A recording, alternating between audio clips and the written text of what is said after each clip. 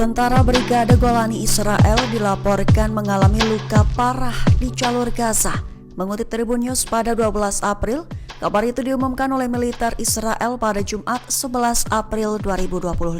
Lebih tepatnya, militer Israel mengumumkan seorang tentara dari Brigade Golani terluka parah selama operasi darat di jalur Gaza Selatan pada Jumat 11 April 2025. Adapun insiden itu bersamaan dengan serangan yang sedang berlangsung terhadap Rafah. Dikabarkan selama operasi Pedang Besi pada 2023, Brigade Golani dikerahkan tetapi akhirnya menarik diri setelah 60 hari serangan. Namun dalam informasi baru-baru ini, tentara Israel mengatakan pasukannya itu telah melanjutkan operasi militer di wilayah Rafah, tepatnya di sepanjang Poros Morak dan di Gaza Utara, termasuk Sejaya dan Beit Lahia. Operasi darat sendiri juga telah ditingkatkan di lingkungan Tel Al-Sultan dan Al-Shabura serta di pinggiran Khan Yunis. Menurut tentara, Divisi 36 memperluas operasi di Poros Morak semalam dan melanjutkan operasi di daerah yang berdekatan. Zona perang Lebanon dikabarkan kembali dalam keadaan siaga tinggi lantaran pasukan IDF dilaporkan telah memasuki perbatasan dan bentrok dengan militer Lebanon. Mengutip Tribun News pada 12 April, kabar itu menurut laporan dari sumber informasi di Otoritas Keamanan Lebanon pada Jumat 11 April 2025. Dilaporkan bahwa pasukan infanteri Israel telah melintasi perbatasan yang berdekatan dengan wilayah peternakan Sheba, Lebanon. Diinformasikan bahwa pasukan IDF mulai ditempatkan di Taman Wazani. Sementara tentara Lebanon dikabarkan dalam keadaan siaga tinggi.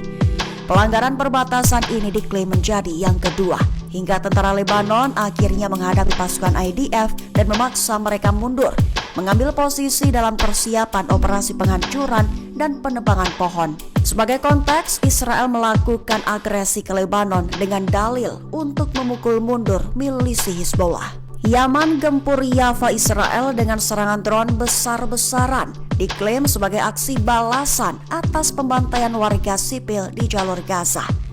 Mengutip Amayadin pada 12 April, hal itu diumumkan oleh juru bicara Brigadir Jenderal Yahya Sari pada Jumat 11 April 2025. Lebih tepatnya, Angkatan Bersenjata Yaman telah melancarkan serangan besar-besaran terhadap wilayah Yafa, Israel, sebagai tanggapan atas pembantaian yang sedang berlangsung di Gaza. Sari mengklaim keberhasilan operasi militer yang dilakukan oleh unit pesawat nirawaknya memakai 2 drone Yafa dan menargetkan 2 lokasi militer Israel di kota Yafa yang diduduki.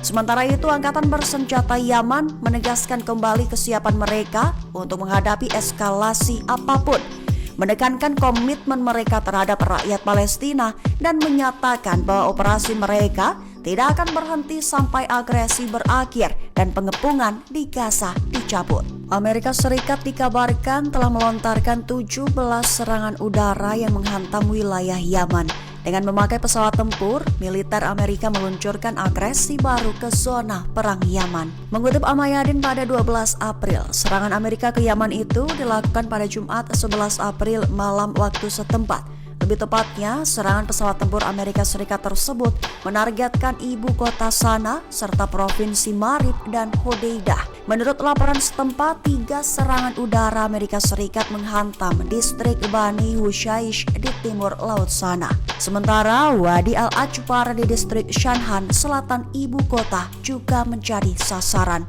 Lalu di Marib, pesawat tempur Amerika Serikat melancarkan 11 serangan. Adapun 10 serangan sendiri terjadi di distrik Al-Abdiyah dan 1 lainnya di distrik Majzar yang menghancurkan sebuah rumah penduduk. Sementara itu di Provinsi Barat Hodeidah, 2 serangan udara menargetkan jaringan telekomunikasi di wilayah Bur'ah. Rakyat Yaman dilaporkan telah turun ke jalan dengan jumlah yang sangat besar. Menjadi aksi yang diklaim belum pernah terjadi sebelumnya demi menolak agresi Amerika Serikat di jalur Gaza. Mengutip Amayadin pada 12 April, hal itu merupakan klaim dari juru bicara Ansarallah Mohammed Abdul Salam dalam X beberapa waktu ini. Lebih lanjut, ia juga menekankan bahwa kejahatan Amerika hanya akan meningkatkan ketahanan rakyat Yaman dan kepatuhan mereka terhadap pilihan yang adil dan sah. Selain itu, Abdul Salam juga mengklaim bahwa tujuan sebenarnya dari agresi Amerika adalah untuk melindungi Israel dan mendorongnya untuk melanjutkan perang genosida terhadap warga Palestina di Gaza. Menegaskan kembali bahwa agresi itu justru menyeret manusia kembali ke zaman barbarisme dan hukum rimba. Abdul Salam menekankan bahwa yang benar-benar mengancam navigasi internasional adalah pelanggaran Amerika Serikat.